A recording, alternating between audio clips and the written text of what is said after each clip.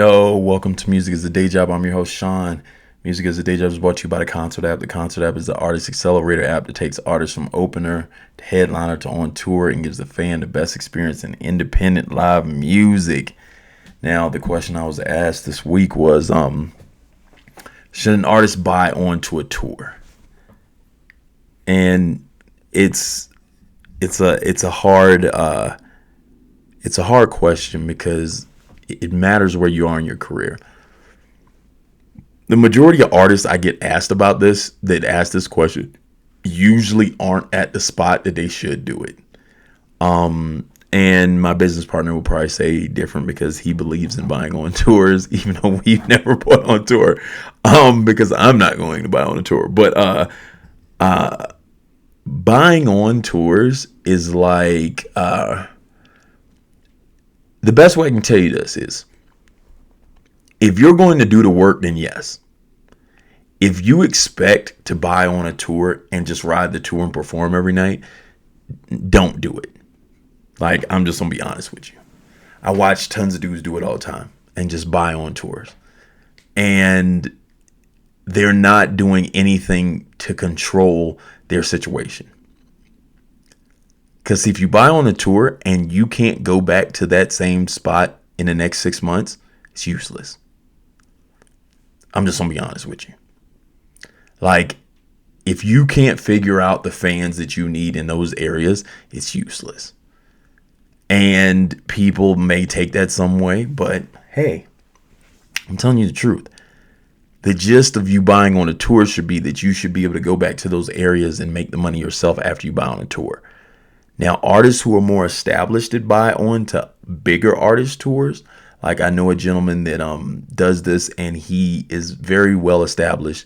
So he buys on to tours with other artists that are his level and higher, and he's able to sustain it because he already has fans in some of these areas. So when he gains new areas from what this new artist, whether the other artist, he can gain some areas, and he understands how he's going to gain those areas. So then when he has to go back, he can do it by himself. And then they became like a crew, well, not a crew, but they do tons of tours together, and now they like have tons of fans together, which makes total sense. However, when you say, hey, I want to buy on this random kid's tour just because you like his music, you may not even have the same fan base. Because I know a lot of artists, they'll be like, I'm getting on this like artist tour, like it'll be like an artist from Chicago that makes gangster music, and like it's no way they're going to find your music like intriguing, because it's a very niche community. And so like you jumping on that tour is crazy, you know what I'm saying? So it's one of those things. If you're set, like, and I'll tell you this, if you, the things you're looking for is this: what is the tour route? That's number one. What is the tour route that you're going? Because you have to make sense of the places that this person's going. If I'm in, let's say I'm in Arizona, and the majority of this tour is on the East Coast, does it make sense for me in my career that I'm going to be on the East Coast like that to constantly stay in those consumer spaces? Does that make sense? Am I buying on a leg of a tour because I know where the leg is of the tour? Now, a leg of the tour is like, for instance, like some dates that might be next to each other that might be next to you. So let's say if you were in Arizona and the dates are Albuquerque, New Mexico, San Diego, let's say Austin, Texas, and let's say Salt Lake and maybe like Denver, Colorado or something. If I'm in that area and I know that leg of the tour does that, then that's the first step of me saying I may want to be on this tour. That's the first step. Second step is you're looking at cost. Because a lot of times when you buy on tours, you're paying to be on the tour, and then you're paying for your own travel and stay. Then you make sense of that. Now, let's say I'm paying 5,000 or 10,000 to be on the tour. and I know my travel and stay, mattering how I'm traveling and staying, it's probably around 1,000. I'm going to be generous and say it's 1,000 a night, like 1,000 a stop.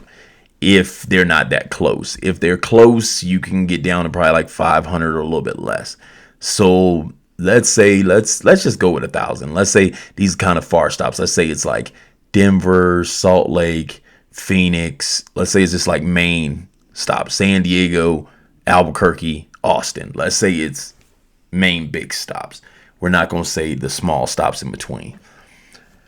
So let's say it's going to run you around 1,000 a night because you're looking for a hotel, unless you're doing like, okay, motels, and you're going to do like $100 motels to like something like that, like 100 or less on the motels.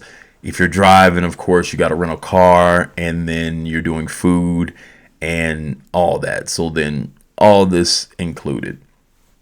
What you want to look at then is you're trying to say, well, if I'm going to spend this much money out, how much can I make on the tour? And then how much can I make after this tour to build my excitement up? I'm paying attention to two different things. I'm paying attention to what's going to happen in my hometown after they see I went on tour, and then I'm paying attention to what I can do in these cities. So let's just jump to the first one first, and then we'll go to the second one because the second one's a little longer. The first one is what's going to happen in my city once they see I'm on tour. If I know it's a good look, and then I know what I can book back home once I get off this tour, then I'm looking at probably doing a show. Like if I'm using myself, let's say I'm going to do a 500 to 1,000 person seater, and I say when I get back, that's when I'm gonna make my money, because I'm gonna do 1,000 person seater and I'm going to make $5,000 to $10,000, and that's going to cover what I did.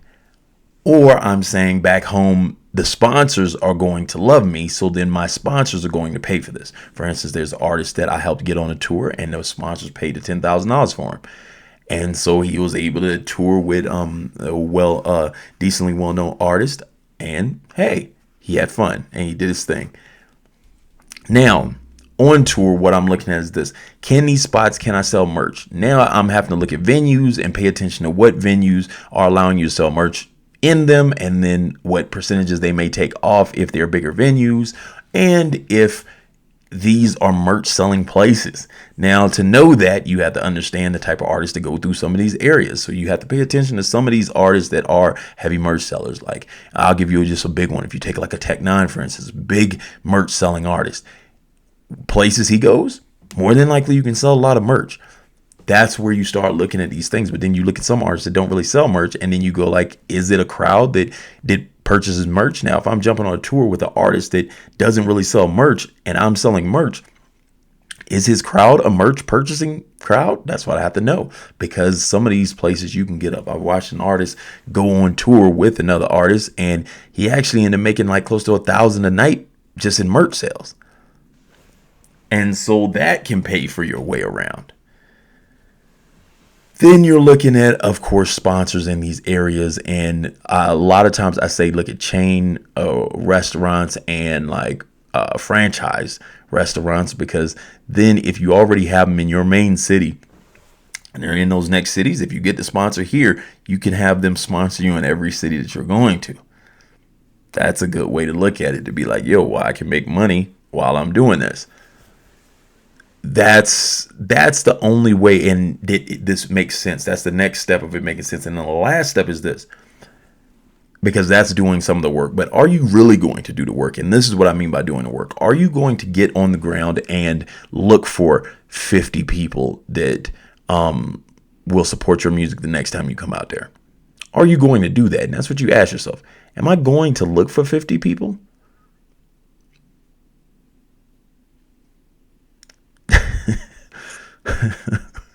That's what you got to ask yourself. And you got to be honest with yourself. Like, a lot of people say it, a lot of people don't do it. That's when this makes sense, because then if I know I have 50 people the next time I come back, whether I have to book a smaller venue or not, I can do it. And I know I can bring 50 people. So then at that point, the other artists I put on it or whatnot, or if I even go through concert and I say, hey, I'm going to go back to these cities, but I'm going to go through concert this time. I went with a national act. Now I'm going to go back through concert, and I'm going to use my ability to bring people in these other cities. And then that's how you start building your career. So if you're not ready to do these things at this level, I'd say don't do it. Don't do it. Like, make sure all this makes sense to you before you say, hey, I'm going to pay to be on a bigger tour. You have a better chance of doing shows in your city and expanding slowly, which, as I tell you, use concert and expand slowly. That's the best way to do it. Once again, this music is a day job. I'm your host, Sean. It's brought to you by the Concert App. The Concert App is now in tons of different states. If we're not in your state, definitely get on there and tell everyone to get onto the app now. Because if they all get on, I can see the demand, and then we can get out there and start putting on shows. If we are in your state, start getting on shows, start building your resume so you can start getting to headliner and touring yourself. Definitely like, comment, and subscribe. Like, comment, and subscribe. Peace.